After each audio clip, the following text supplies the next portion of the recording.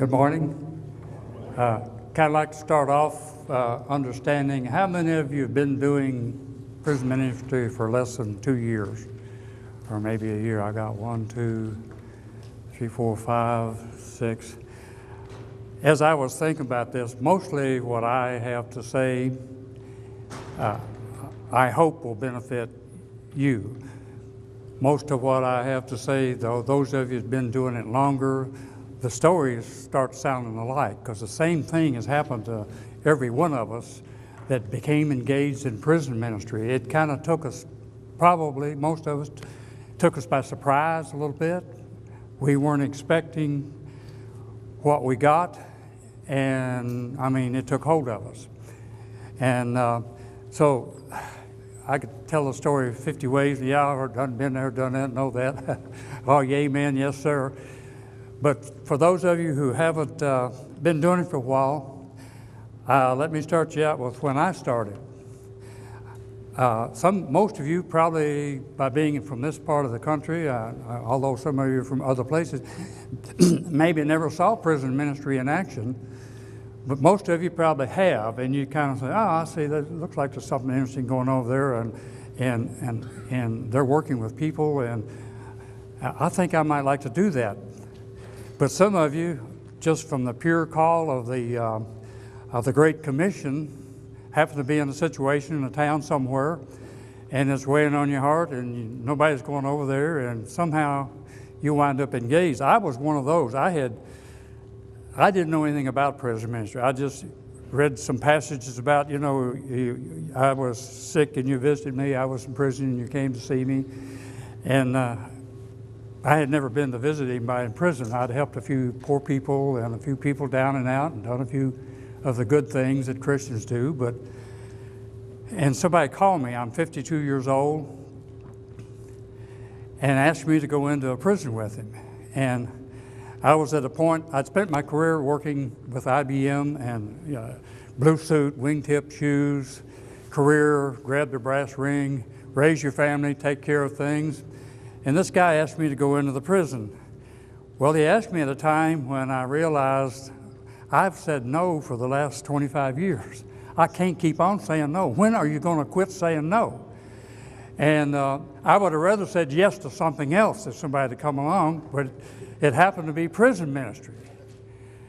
And I said, well, yeah, okay, I'll go. And he said, you don't have to do anything. I just need somebody there with me.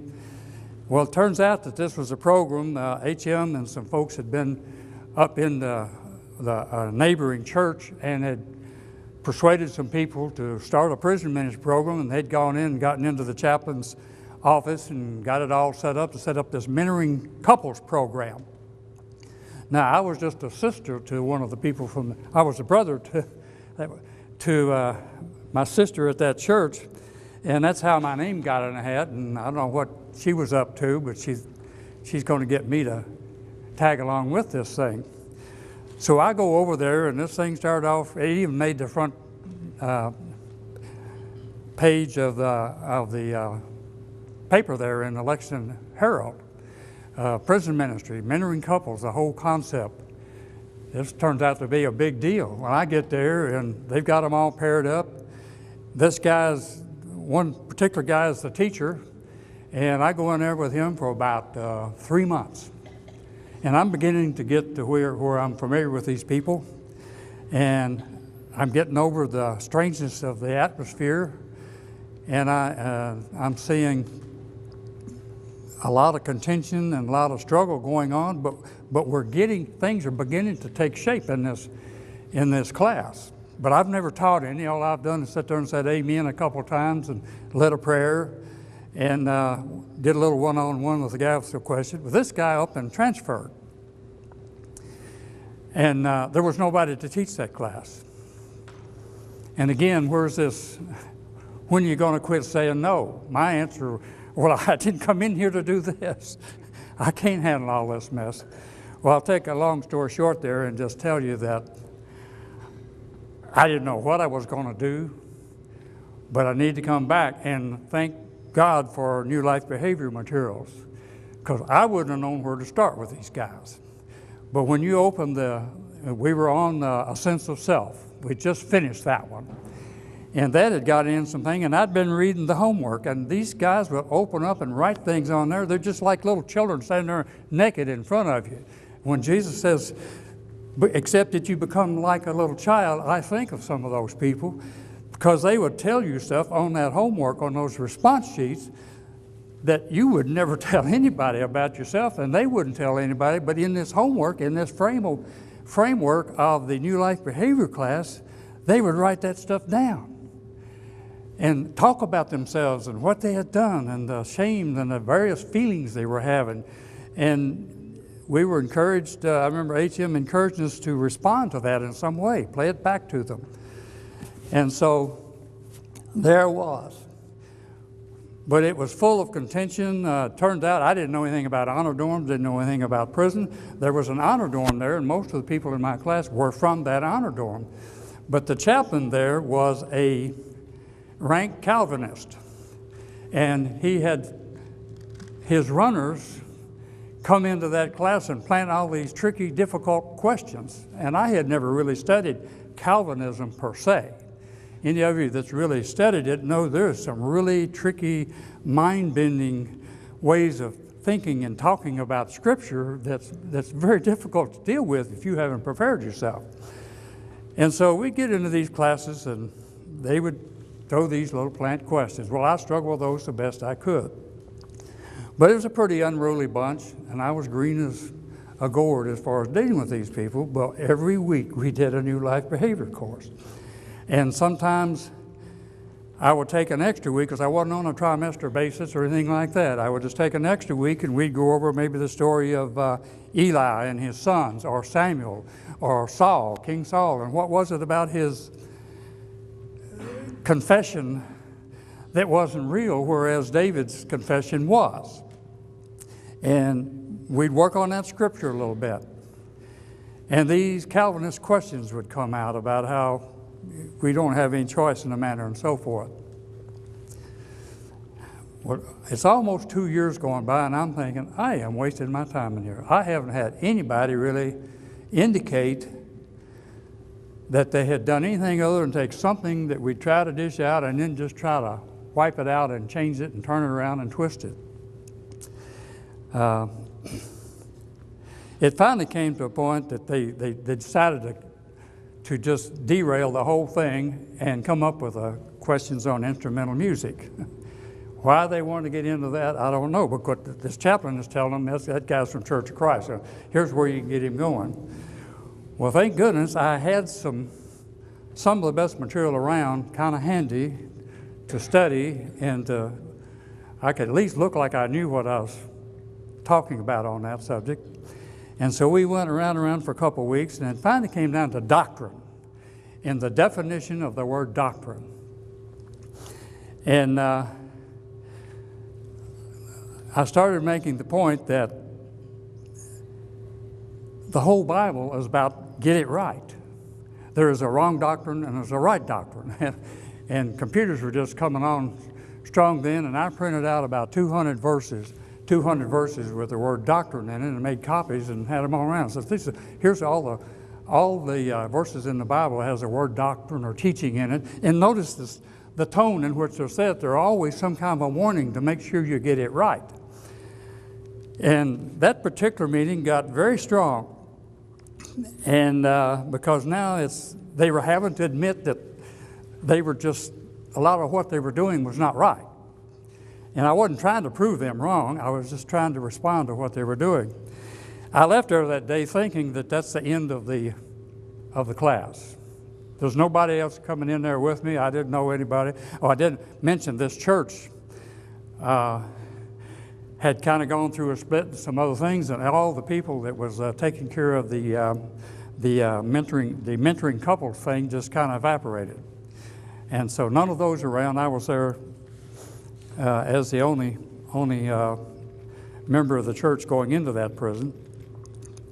So I left there that day saying, I think this thing is pretty well played out. I've given them everything I know, teaching these New Life Behavior classes. We had gone through like 7 or 8 of the classes by then.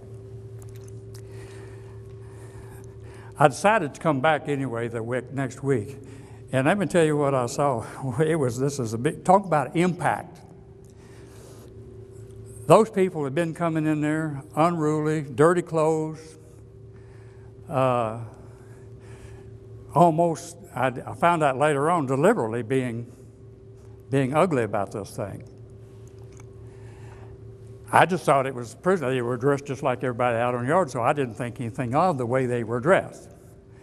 I come in there the next week, and I get in there, and one of them, and I look around the room, and they arranged the table in a U shape, and they were all dressed up in clean, white, pressed clothes. And I said, what's going on? Am I in the right room? And they says, Mr. Drake, we're ready. They had had a meeting that week. And they had talked about all the things we'd gone, and they had gone round and round about it. And they decided with a vote among themselves, he's been telling us the truth. Now, New Life Behavior is what brought that about, because that was the thing where we worked all those emotional issues and coming to grips with the idea that it's untruth in your life that's causing you to act, things you believe, or what cause you to feel the way you feel. There was lessons in there where in the New Life Behavior where it says, you know, feelings are just based on what you think. If you think something's true, that's what you feel. And HM did a nice job on that lesson, and we had discussed that. And so here this class was, dressed in their whites, and what have we got going today? And from then on, I went for another 7 years with that group of guys, and one by one, different ones transferred out, different things, and we would meet them out there somewhere. I had a son-in-law that was good at finding them jobs, and this thing went on and on and on. During that time, I realized I am not prepared biblically to handle some of this, because I had never had any kind of a Bible college courses or anything. And so I got to talking to guys. I said, do I need the school I want to go? Basil Overton was the president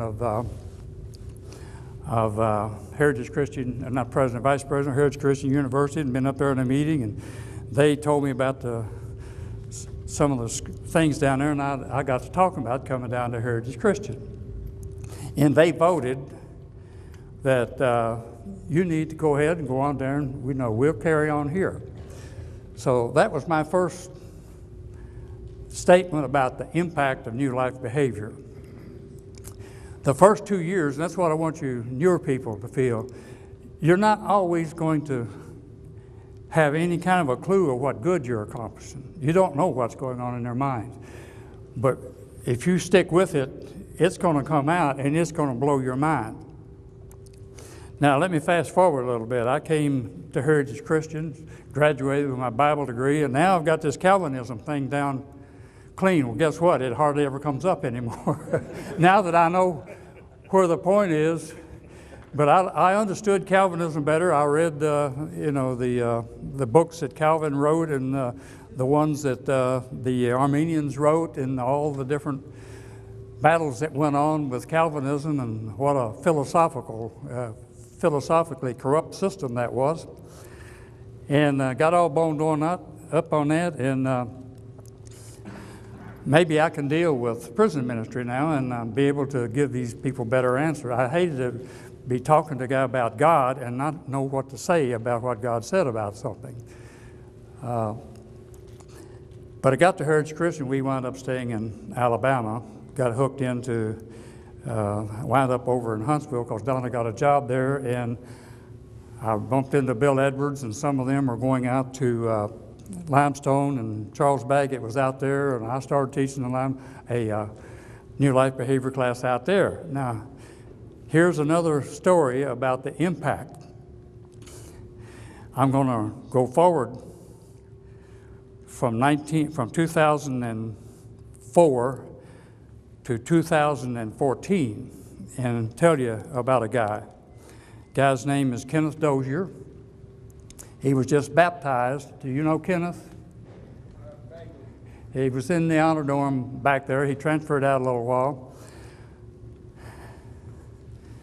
Kenneth came up a few weeks ago, wanted to be baptized. And he looked, he was talking to me, he says, "You don't remember me, do you?" And I says, Well, yes, you look very familiar. I've seen you around, and I think pretty sure you're in one of my classes. He says, I was in the very first class you taught out here. And that class was parenting manners. And in parenting manners, you study, and what you start learning is what children need to reach their potential. And we all understand that children, the outcome of a child's life is largely based on what kind of nurturing they got as children. And this course makes that abundantly clear. It talks about the type of parenting and the type of results you get with the various types of parenting. And in that course, he realized what he had missed out on, what he had not got. So he wasn't learning what his children need, he was learning what he had not gotten. And it grieved him terribly. He dropped out of the class because it was too painful to think about. So it sent him into a grief spiral. But then he started coming back to the various New Life Behavior classes. And he told me that when he came to be baptized, I said, I want you to know that course changed my life. In other words, I was now looking, I was now seeking, I was now putting myself in places. He was still questioning everything. He was angry about things, he was upset about things. Why did I get such a raw deal in life? And, this guy, kids are raised up and they get jobs and families, and I never had a chance. I was robbed. Well, he got through all of that. He's the most mature sounding young man that I've run into in a long time, and he calls it giving. He said, I realized it doesn't make any difference what your background, what has happened to you. God has got the answer, and it's the same for every one of us, and it's give your life to Christ. And so that's what he meant by being baptized. Now, that's just one person that was impacted, but I found out more impact that I didn't even say. I didn't know that I had changed this guy's life back in 2004 when I taught that class that he dropped out because he was so grief-struck by what he'd missed out on. And that's why I wasn't able to be successful. He had 2 or 3 friends that he had worked with all along through that. And he started recruiting them in to debate these issues and talk about them. And one by one, they all came forward in the past 2 months to be baptized. They had been studying together. This was all totally invisible to me as I go about my duties, keeping that slave driver over there happy with this little detail and that little detail. And he just dumped stuff on it. I want you to know that. We have about 20-some instructors and classes and all kinds of stuff, and he just looks the other way whenever it's got to land on somebody's shoulder. I'm hamming it up a little bit. There's more work to do in that prison than James or anybody else can get done. And I forgot the point I was about to make about all that now. That's that old man part of me. You said these 3 fellows were studying together. Say that again? You said these 3 guys were studying together. Oh, yeah. Well, I was just mentioning that that's just one of those things. I'm not getting to enjoy knowing about some of these. I'm not doing as much teaching as I used to do. I teach 1 class a week now. I used to teach 3 or 4. If we could get all this other work done, I would be happy teaching 5 or 6 classes a week. That's just what I wish I could do. Because these courses, let me hook you back to, I'm going to give you my Great Commission talk now. Let me get a sip of this coffee. I don't know how you understand the Great Commission. We're supposed to go out, we're supposed to do something. But Jesus said, go make disciples. What's that? Make followers of me. What's a follower? He said, and then he said, here's how you do it. Baptizing them in the name of the Father and the Son and the Holy Spirit. That's a participle, baptizing, ing, that's a verb, participle that modifies another verb. The main verb is make disciples. Make disciples, that's the main verb. There's a modification to that main verb, and that is baptizing them. Now, here's the part that most of us are missing. There's another participle in there that modifies that verb. Teaching them what? To obey everything that I have commanded. You remember what Buck was talking about last night, how he, for so long, it was, get them baptized, get them under, just teach them, persuade them, prove they're wrong, prove that you're right in telling them they need to be baptized, and get them baptized. And he talks about this thing, ding, ding, ding, ding, ding, going off. You remember him making that point? Something went off that this repentance thing, this making that decision to turn your life over to Christ is the thing that's got to happen.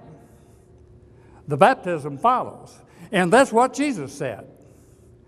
Teaching them to obey everything whatsoever I have commanded. And when you're in there dealing with this fellow who is dealing with his total deficit in proper training as a child, dealing with all these issues in life, that guy that Buck was talking about, he had no idea how to obey God. You couldn't say, get yourself baptized or you're going to hell. That didn't mean anything to him, even though he had read the Bible and quoted it. He had to be taught how to obey. How do we teach children to obey? They get a little out of line, a little selfish, we take them over and say, now Jim, you need to sit over here and count your blessings, and we talk to him, and we don't lock him up or dock him 5 points and say, all right, you do that again, you're going to lose another 5.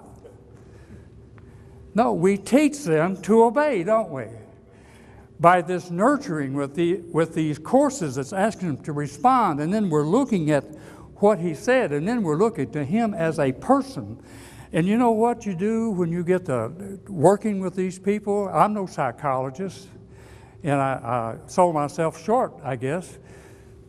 I'm thinking, I don't know anything about this stuff. These guys are writing this stuff, and whoa, wait a minute. No, you start talking about that with that person. And what you'll start finding out is all the phoniness and corruption in your own life. And so the one that's going to be impacted is the teacher, first off. You're going to catch on how corrupt our way of delivering the message, the gospel is to these people. And then you're going to be able to meet them where they are, and you're going to start teaching them to obey. That means learning about who God is. That's telling the story of Saul, King Saul, and the story of King David, and reading the Psalms, and taking the words of Christ and taking them out of those little proof text modes that we have them in, and take the whole story in the context where Jesus was saying to believers, if you continue in my word, if you hold on to my word, that word in the original language is one which says, if you're obedient to it, you start obeying my word, that makes you my disciple, and then you will know the truth will set you free. See, it is impossible to know the truth that will set you free, free from the compulsive behaviors, free from the bondage of guilt and the slavery of feeling bad, and the only way to feel good is to have a fix of some kind of a drug. If you continue in my word, you will know the truth, and truth will set you free. And so often we go out as like preach them a message. Now they know the truth, and they can get baptized and they'll be free. And that's not what Jesus said. If you continue in my word, he said that to believers, you continue in that and you're going to know the truth. See, you start learning things when you actually forgive somebody someday. You see the whole world in a whole different context and you're now able to understand something you could have never understood about forgiveness. What the heck is good about forgiveness from a worldly viewpoint for somebody that's never done it? What's the point in it? Well, you heard somebody testify and made them feel better, but hey, I don't need that to feel good. They'll argue with God on that. Got to learn to tell the truth. Got to learn to quit being blind to your own things. Be accurate in every thought that you put forth. Learning to think accurately is a skill that is learned. We're not born with it. If you think it's natural, just listen to our radios and our TVs and our politicians and even our church leaders now as they put out this twisted, contorted, worldly motivated interpretation on everything that they do. We put it in the terms of making wise decisions. What is the beginning of wisdom? It's the fear of God, isn't it? Without the fear of God, you cannot make a right decision. You can go do all of Jesus at the end of the Sermon on the Mount to head off any idea that you can just go do these things and there's something innately good in them in themselves. He says, no, you can go out and be doing all those things, but if you weren't doing it because it was in subjection to me, I didn't know you. I'm just going to say I didn't know you. So see, if it's not done in subjection to God, there's no learning, there's no education in it. Now, we want to argue with that because we want to think if we take them out and feed them and give them a job and get them to church and they clean up and they start acting better, that we've done something. But most likely we have made a 7 times more child of the devil than we ever had on our hands prior to that. I don't think many of us believe that, but that's what Jesus said. He said, I'm going to say, I didn't know you, you workers of lawlessness. What is lawlessness? Well, I do what I think worked good. I made a smart decision because, it works. I used condoms, and that way I didn't get my girlfriend pregnant. That worked for him. But he didn't do it in subjection to God. The fact that he's got a girlfriend and he never got pregnant, that doesn't make him a good person. In subjection to God, having done it, the education happens. The learning happens. And when you're helping others to do that, you're fulfilling the Great Commission, teaching them to obey whatsoever I have commanded. Kyle mentioned last night, John 7:17, I think it is, if you will to know, to do His will. If you're willing to do His will, you will know the teaching, whether they're from God or not. See, without the willingness to do His will, there is no learning of the will of God. There's no grasp of it. There's no understanding of it. There's no light shining on it. There's no sight. New life behavior settles down to dealing with the deficits that are in people's lives, and it's taken it at a pace. Jesus certainly demonstrated that. He took 3 years to make believers out of these people who had absorbed all the corrupt religion of the Jews of that day. And even up to the few days before the grave, I mean, there they were running to the open tomb, and there's John looking in and recognizing the others still didn't believe. They still hadn't learned to just hear Jesus and know that what he said is what is. They were trying to always twist it and interpret it and understand it in some other way. And on the very last night before, as they were taking the supper, they're still arguing over who's going to be the greatest. And Jesus has been telling them time and time again, I have got to die and be buried and be raised. And they just brushed it aside, put some twist on it, some worldly twist and explanation. Yes? What's that? Sheep, remember? And he said, when Peter changes, tell him to feed my sheep. Yeah, feed my sheep. What brought that change in them? When they saw that resurrection, that did it. that's when their jaw dropped and they knew that, oh, we're talking about something else different here. And that message that we're taking in there, if we're not putting out, this is not practical psychology, guys. Yes, we use some practical psychology to put some words together to help communicate, but if we're not communicating that message that Christ had in there, we're just making 7 times more a child of the devil than we already had. We're saving souls, not just making their life a little better on this earth. There's all kinds of programs running around making people's lives better, and they're more godless than they ever were once they get a new car and some shiny shoes and they're out making their path in the world. How much time we got here? Okay, about the impact in the dorm. Let me go back and there's dozens of stories about people at some point after studying. It's usually the most difficult students, the ones that had a reaction, the one that got angry. You know, that's where that tells you something going on. And that's one of the things you'll notice, those of you who've been at it more than 2 years, and then you get to see that guy come alive. A couple of comments I got from some of the instructors. I think it was Lester. I asked him, I said, what's been your experience with New Life behavior? He says, well, one of the things I love about it is after we've been through a few of those, they get really wanting to know the Bible. And I would say he must be doing some good teaching there if that's what he's woke up in those guys.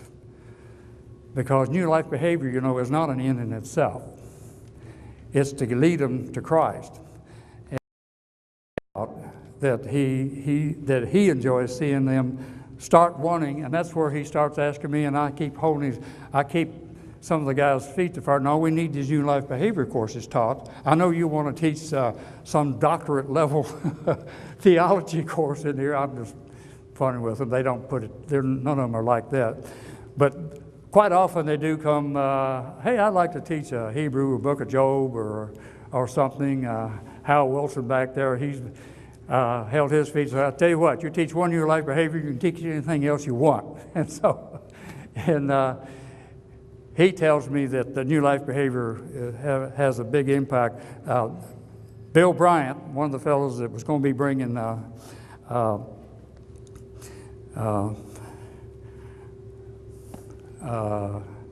Tim Milan, was going to be coming down. They got snowed in up in Alabama, up in Tennessee this morning. But Bill says, instantly when I ask him, he says, this is the best thing going. They go into jails. They catch people just point blank cold and start working with them on a letter. They don't sign up for it or anything else. They just show up and they open up and they'll start off sense of self, and next week they're on lesson 2, and he just said it's the best thing going. And he's been doing it for, I don't know, 15 years or more, ever since he got started. But in our dorm, we have 400 people in that dorm. We have to abide by the rules of a standard operating procedure that's approved by the commissioner and signed off by the wardens and so forth. And it has basically what it provides for is a definition of what it means for someone to voluntarily say, I want to go and subject myself to this set of rules. So what's basically going on in an honor dorm is the people who want to change are being separated out from the people who just live out in that negative punishment environment. You know, they live out in that environment where you're responsible for everybody's conduct.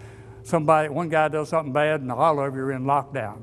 And somebody else does something bad and you're all being shook down. And so there's never any accountability for you personally. I mean, if you get caught, yeah, you're just going to go lock up or something, but there's just no accountability out of them. But the honor dorm, they're down there and they've agreed that I will do these things.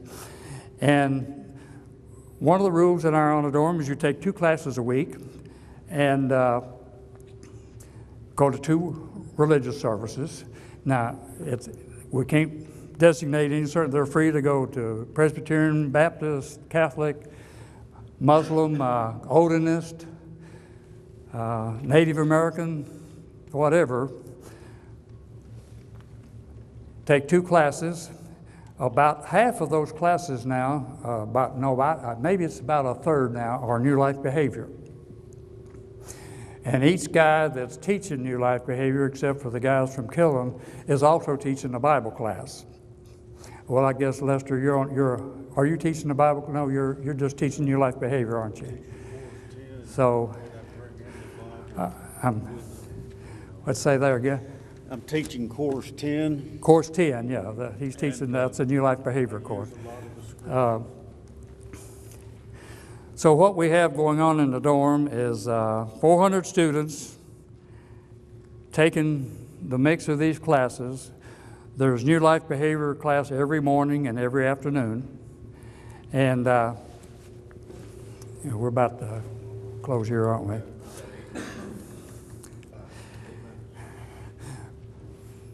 About 2 years ago, the warden, because of lawsuits coming from old and severe people who are always trying to place the charge that you're forcing religion down our throats.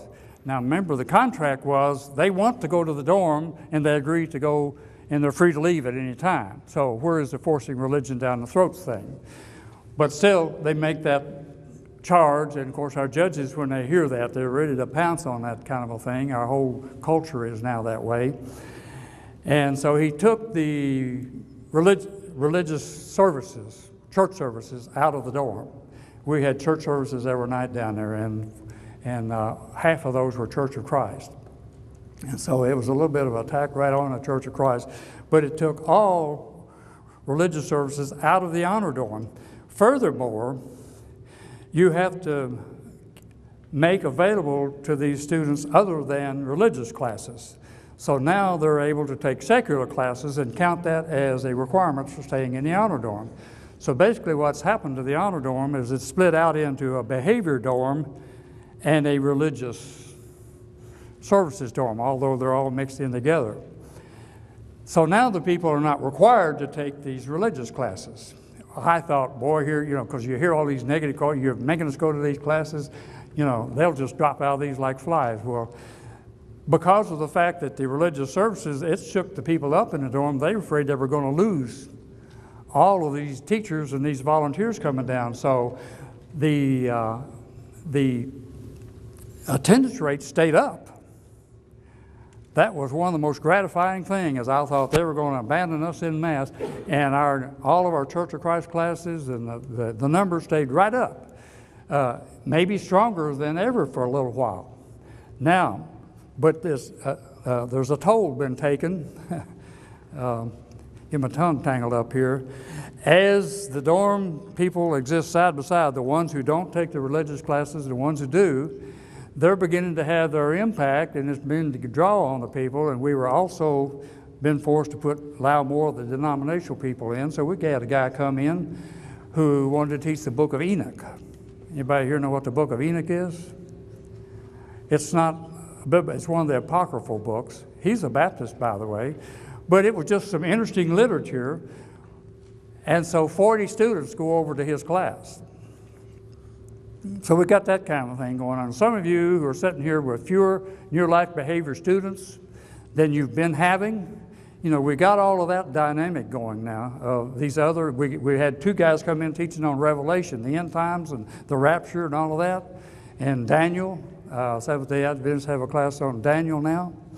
And so that's very attractive because they've got it packaged up in some DVDs and some very powerful things. So there's lots of competition out there.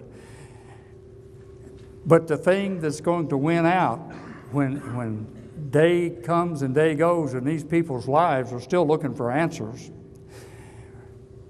we keep teaching those New Life Behavior classes, even if there's 3 students in that class or if there's 5. One of the best classes I had, I didn't tell you, that guy that dropped out of this class, there was only 4 in that class that time.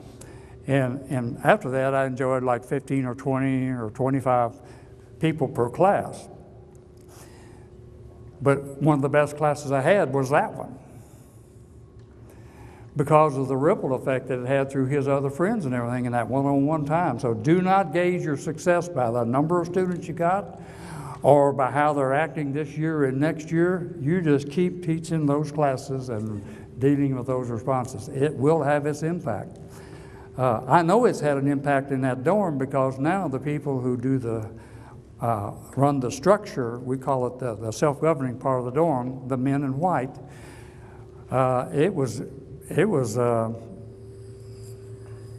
very challenging to coach those guys on how to deal with people who are not acting right. And what I have noticed happening now is they use the kind of language they learned in New Life Behavior as they're telling this guy what he's doing and calling him on it. So there's a whole bunch of little New Life Behavior classes being taught every time somebody gets pulled up for jumping line or getting rowdy with somebody. These New Life Behavior verbiages are coming out. And so I've started noticing that. That's another impact that's gone on in that dorm. Well, it took years of teaching and patient endurance on the part of all the teachers that come in there for that kind of a thing to happen, because it will not happen in a prison dorm with somebody cracking a whip or laying down the law. It just took some exposure to all those volunteers coming in there teaching those New Life Behavior classes. Well, I don't know if I've done justice. Let me close with one comment. I gave you that Matthew 28. I want you to read that Great Commission, and notice it does not say go teach them the rules. It doesn't say baptize them and then teach them. It says baptize them by teaching them to obey everything that Jesus commanded. Read that and you may realize could be very guilty in our churches of doing what Paul said of the Jews in Jerusalem. Acts chapter 13, he says, those who live in Jerusalem did not know the prophets. How does that go? I've forgotten how it goes now. They did not know I want to read this to you. This is a powerful verse. They read them every Sabbath. Acts 13, 27, I think it is. Do not let this be said of you. For those who dwell in Jerusalem and their rulers, because they did not know him, nor even the voices of the prophets, which are read every Sabbath. Don't be guilty of going in there and reading those scriptures and putting the wrong meaning on them, because it fits from a touchy-feely, worldly thing. Tell those people what Jesus was saying. Tell those people what Paul was saying. Paul speaks of people in churches as people who once were addicts, not who are still struggling with it.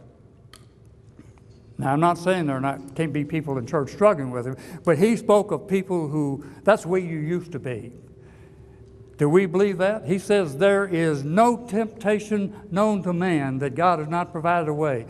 We must not cave into this idea that there's just some people got this weakness. But many of you have bought that lie. And I want to encourage you, wake up. You're not telling it the way God holds it in front of us. We're not dealing with some weakness that there's not an answer for, that we do not have available to us a decision to make to deal with that weakness. Do we believe God or not?